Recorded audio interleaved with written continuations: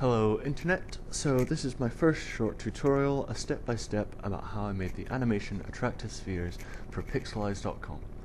I'm using Maxon Cinema 4D and we'll be using basic primitives and mograph tools. Okay, so first of all, I'm just going to create a plane here. I'll make it quite large. The plane is necessary because it's what our animation objects are going to interact with and bounce off of. It's going to act just like the floor for our scene. You can't use the floor tool because it doesn't work with the mograph attachment. So now we're going to take the sphere that the others are going to be attracted to, leave it as it is and it's fine. Now we want to create these spheres that are going to move and be animated. Give them a radius of 20, and then in the mograph tool select cloner object, drop that sphere into it. So now we want to have a grid array and only one on the y-axis and the y coordinate set to 20. This means that they'll be set on the floor. Now if we increase the size, this is determinant on how many spheres you want to be in the attractor. I like to have it so that the amount of spheres is equal to the surface around the main attractor. Now at this stage we have everything we need set up, so we're going to add the mograph tags, rigid body. Now the bounce here and the friction are the settings I normally change, but I'm just going to leave them the same for this because the settings they're on work quite well. So now if we play our animation, nothing happens. It's because we need something to trigger the movement.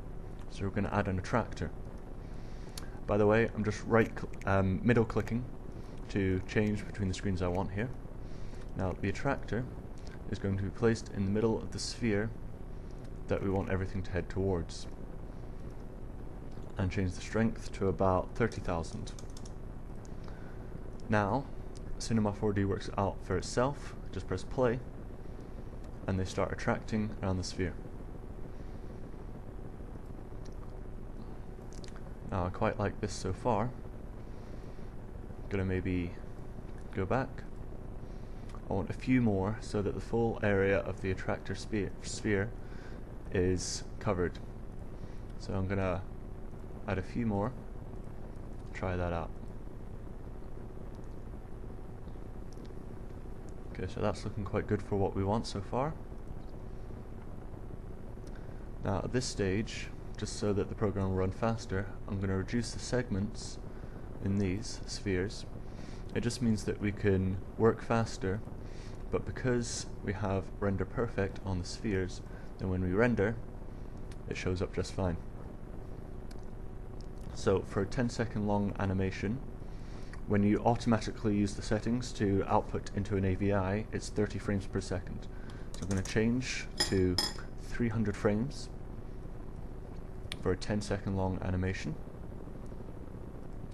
And then what we want to do next is throw in a light.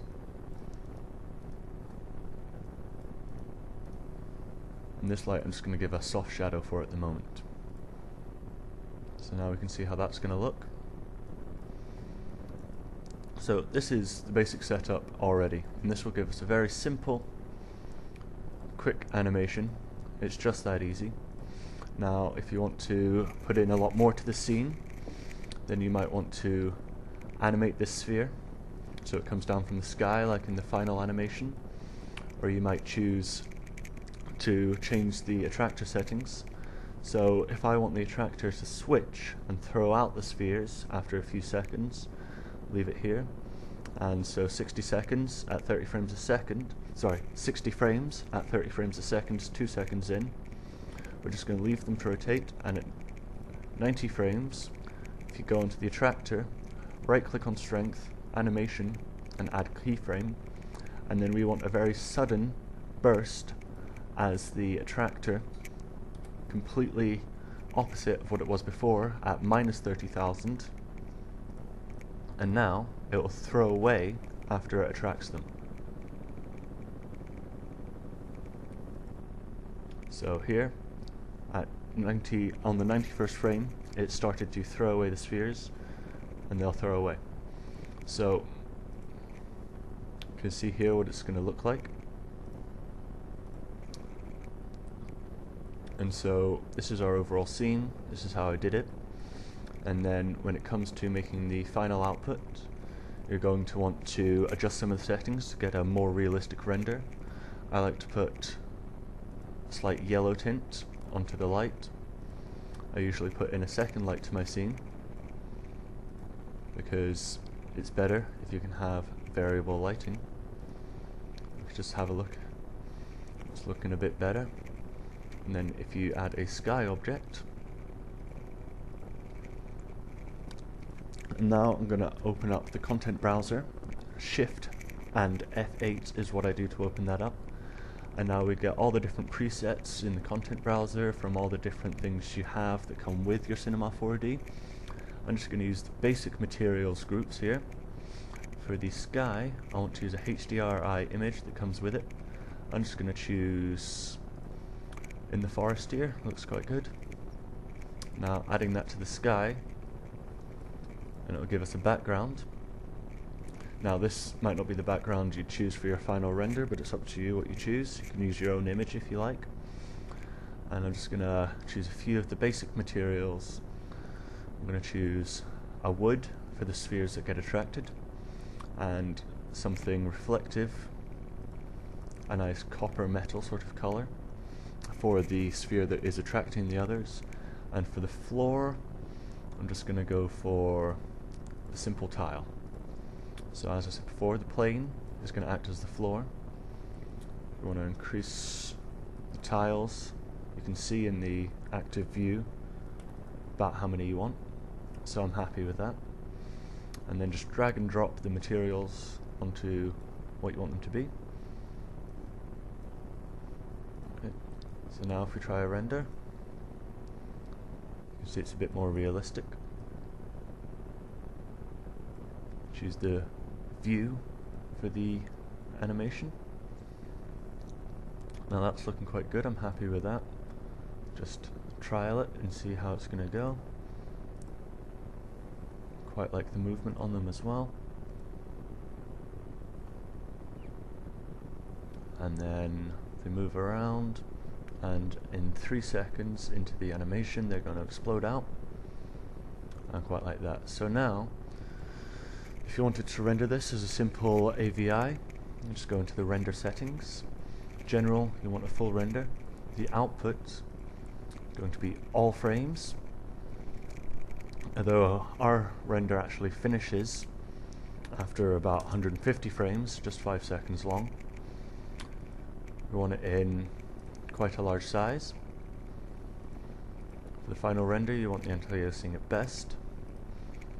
And in the effects, you want to have global illumination turned on. And the save path, I always just choose the desktop, so I'm going to say tutorial animation, and change the format to AVI. So now when we render our single view, you can see that global illumination is now doing its work. Now this greatly increases the render time, as it has to bounce the light off everything else in the scene. I have it on 5 passes, which means each ray of light is bouncing 5 times. You can see here it's on 5 out of 8, 6 out of 8, and it's still rendering. Now my final animation for the tutorial, this is for the animation this is based on, was actually 600 frames, and it was in full HD quality, so it took a very long time to render on my system. But it was worth it because of the higher quality you get. Okay, thanks very much. I'm just going to stop recording now.